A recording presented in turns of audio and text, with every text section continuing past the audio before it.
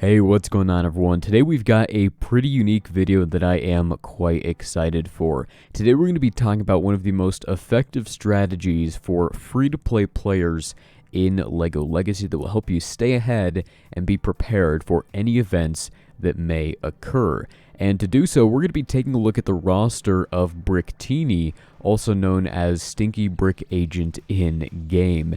And he is a 100% free-to-play player, and he hasn't even bought that $1 pack with all the golden gems, so he is 100% free-to-play. And he has a really good account, and he's able to consistently stay in the top 20 to top 50 of the soft launch arena leaderboard without too much trouble. And he has even made it up to first quite a few times, and he has even managed to sometimes stay in the top 10 pretty consistently. So today we're going to kind of be talking about how he does that, how he prepares for events and characters like Master Wu, and how he's able to unlock them without spending any money at all. So first of all, we'll take a look at his roster. Right here we have his top 10 units, and right off the bat you can see that Kai has 201 out of 150 tiles, plenty to take to 7 stars, and he has 14.8 million gold.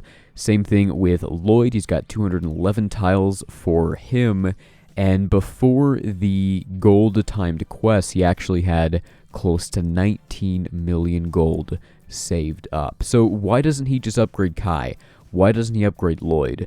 Well, take a look at the next 10 characters in his roster. Look at Redbeard, 502 tiles out of 150. Darwin ready to take to 7. Sal is ready to go up. Cactus Girl, Fitness Instructor, Ash, Reed. But it gets even crazier. Let's take a look at the next page here. Chuck, Headley, Verda, Chicken Suit Guy, LaQuay, Chef, all ready to go up a star level, all with quite a few tiles, especially Verda and Chef there. And then we get into his level 1 units. Ray, Vankman, Egon, all right there at level 1. Yuppie at level 1, gear 1, 7 stars. He recently took Yuppie all the way to 7 stars for that gold timed quest. If we take a look at the next page here, Winston, Jay, Basil, Yeti, Magisto, Brutus, you get the idea. All of these characters at level 1, gear 1, not leveled up at all. He has 26 units at level 1, gear 1, completely unleveled. And how many units has he leveled up? 26. So he has tied his actually leveled units with his level 1s. And Chef is kind of a level 1. I mean, he's pretty low. I think he's looks like gear 2, level 25. So that's pretty low. So he's basically got more unleveled units than he actually has leveled units. So he has a lot of gear and stuff saved up, obviously a lot of gold and a lot of character tiles. But that's not it. He also saves a lot of his other resources. Right here, take a look at this, 2,317 Tier 2 ability elixirs saved up. For Tier 3s, he has 542 saved up. For Tier 2 set tools, he has 557. And then he also saves store currency when he's not currently buying a character. He currently has over 25,000 relics and 75,000 guild currency. So he just saves pretty much everything. For those that don't know, most of you probably do, but this is called hoarding in games like this, and it is a very effective tactic for free-to-play players and just other players in general because you have tons of resources ready to use should you need them. Yes, he does have plenty of gold to take Kai and Lloyd to 7 stars, and especially Redbeard, but he doesn't need to. The team he's been using in Arena for quite some time to consistently stay in the top 50 of the soft launch arena leaderboard is the Ice Glider with Aurora, Redbeard, Lloyd, Highwayman, and Wu.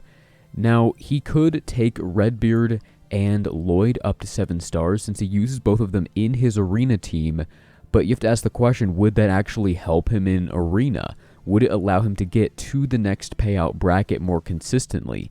And the answer is probably not. The top end of Arena, it's pretty close, and most characters are pretty viable at 6 stars. And a little bit of extra health on Lloyd isn't going to make a big enough difference for it to actually be worth it to spend those resources. So instead, he's able to still stay in the top 50 with a 6-star Lloyd and a 6-star Redbeard, but now instead of having spent that gold, he has it saved up and he can use it for things like timed quests when those show up. And also, should he need to upgrade a character that he might really need to use for some kind of event or something, he has the resources ready to go. That's what he did for the Master Wu event. If we take a look at this screenshot right here, you can see that he completed Tier 5 with a 7-star Cook Bart, a 5-star Valiant and Argenta, and then a 6-star Redbeard and a 6-star Darwin. That is a very, very low team, especially because he's not using Scarlet. So this is very, very impressive. I talked about this in my Tier 5 guide for the Master Wu event. But if you have some solid strategy, you can get away with lower level teams like this, and you don't necessarily need to upgrade these characters. The Wu event is actually the only reason he upgraded Redbeard in the first place. If we take a look at this screenshot right here, look at that. Gear 1, Level 1 Redbeard, 411 tiles out of 35, already at 2 stars. I believe right there, he has a total of 440 tiles for Redbeard. So that right there should be enough to take him to 7 stars if he wanted to. And he did not. He essentially had a 7-star Redbeard, but he kept him at Gear 1 Level 1 because taking him to 7 stars and putting him in his arena team wouldn't really help him that much. It wouldn't help him get to that next bracket in arena because the team he was already using was pretty solid.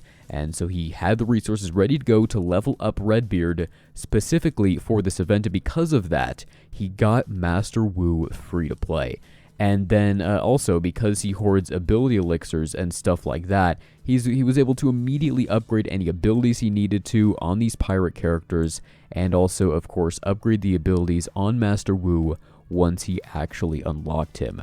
Over 2,000 Tier 2 ability elixirs is absolutely insane, but if he needs to upgrade a character, he has the resources ready.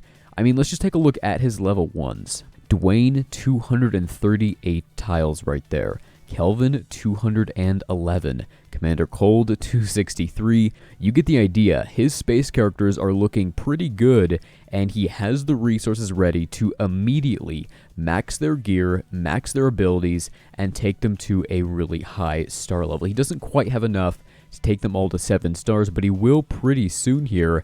So if those characters get reworked or they become more useful with the space event, or more specifically the space update, he will be ready. He's also ready with some other characters. Basil is essentially 4 stars, Jay is 5 stars, Burnabus 235 tiles right there. His Magisto is actually getting pretty close to 6 stars. His Great White, 348 tiles right there. He's probably been farming his node for the Tier 2 ability elixirs and Tier 2 set tools. Nia is at 119. It's really crazy how many tiles he has for these characters, and he hasn't upgraded them. And if he needs to, he has the resources ready. So, made evident by all of his level 1 units, when he actually upgrades a character, it's for a very specific purpose, and even if it's a good character, he keeps some of these characters low, like Jay, who are really effective and really powerful, but it's not going to make a big enough difference for him to, like, for example, place higher in Arena or do better in Brickspedition, because right now, his top 5, the total awesomeness of his top 5 is relatively low compared to other players, and because of that, he typically won't face as hard enemies in Brickspedition.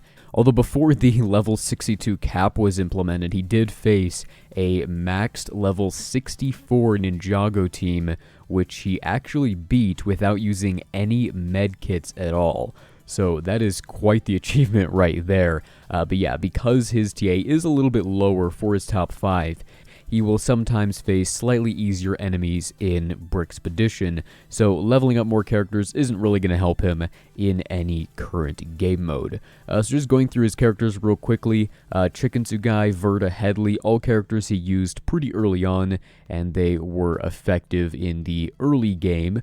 Crook Chuck, Ash, and Sal right here, he all used for the ability elixir. City event right there. Redbeard, Argenta, Darwin, those were of course all used for the Master Wu event.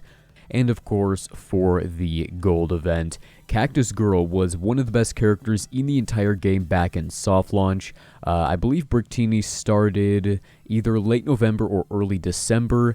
I believe I started like November 13th, and he started shortly after me. But back then, Cactus Girl was one of the best units, so we both have her at essentially 7 stars. Aurora is just a fantastic unit right there. She has that revive, which is so powerful. Hiker, Reed, and Fitness Instructor are all very good units. Moving up to his top 10 now, Lloyd is up here, of course, because he was easily the best character in the entire game back in soft launch. He was completely broken and allowed for things like this screenshot right here.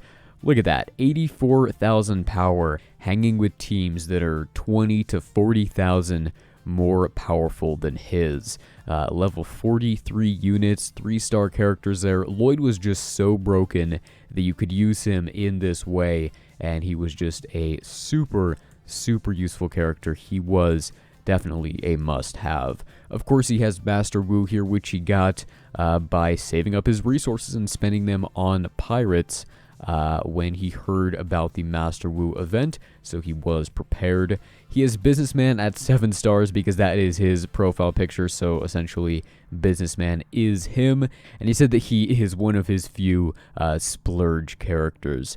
Jester is an interesting one. Back in soft launch, he was a pretty bad unit because he would never actually taunt, so you could basically just completely ignore him until the end of the battle and then kill him, so he never actually healed anyone because he treated his taunt as a self-heal. But back then, he had 2 Monolith Waste nodes, so he was a very quick farm, and Bricktini made the smart decision to start farming him, and he took him all the way to 7 stars and used him in his arena team for quite some time, even before the AI fix, which made Jester actually taunt and made him much more viable. Zane was his very first 7-star character, and he is the one unit that he has almost always used in his arena team. He said he farmed Kai because of me, because I was such a fan of Ninjago, so hopefully that paid off because Kai is a little bit of a better character now. Valiant and Bart are up here, of course, because of the Master Wu event and also the gold event as well. Highwayman is at 7 stars because he was once the best attacker in the entire game, and he only has 2 very difficult to farm hard nodes, so he made the smart decision to start farming him early as well, and now he's been using him in his arena team for quite some time now. And then finally, Locust is up here because he leveled him up for the first timed quest where he had to spend, I think it was 3 million gold, so he went ahead and leveled up his Locust, which I believe he was already working on for the upcoming space update, and also because he is just a really solid tank. So what should you take away from this video? If you are a free-to-play player, hoard your resources and only level characters when you absolutely have to, and if you do that, you will be very prepared for events in the future. Even if you're not able to complete it the first time around, you should definitely be able to get it the second time.